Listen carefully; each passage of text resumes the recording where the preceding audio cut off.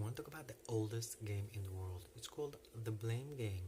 That's when people who are governing are in charge, let's call them the way they are. The bullies who took charge, who are managing, or let's call it the way it is, enslaving y'all and controlling y'all, when we point a finger at a certain group or a person or someone in order to divert the attention from them and from whatever shenanigan they're up to. Cause let me tell you something, they're always up to. If you, the amazing thing about the news is it's owned by them, and they always putting out what they're up to. And when they don't, it always comes out to the light because the truth is like a magnet to the light. But it's not what about it is.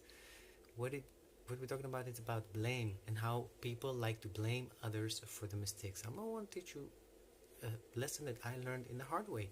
2021, when I was already kind of like in an advanced stage of my healing, I was harassed by a group of people who harassed me for 4.5 years.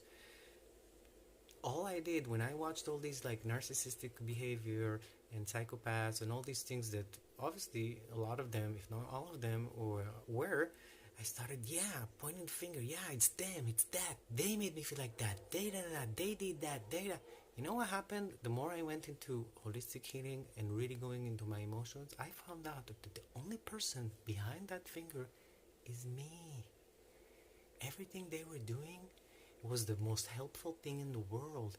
Yeah, it was painful. Yeah, they destroyed my reputation. I worked hard for years, volunteered, and gave a lot of my time and love and everything.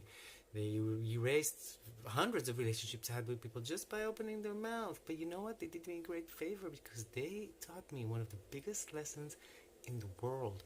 When you're blaming someone, just like anything, I teach it in all my basics. Go and watch them. You're only blaming yourself. Because the truth is, first of all, if you look at the situation from a different point of view, there's no one to blame.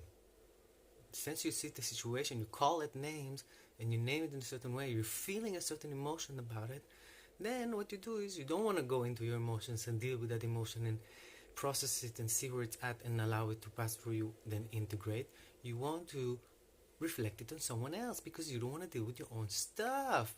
So listen to what I just said and follow the instructions, because if you're blaming anyone, remember one thing: you're blaming yourself. It's because you can't take and own responsibility and ownership over what's going on with you. Whatever happens in the world, it happens.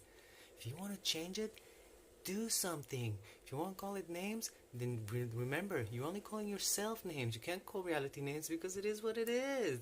So stop blaming and stop looking for a scapegoat. And if you want to change something, do something. Start with loving yourself.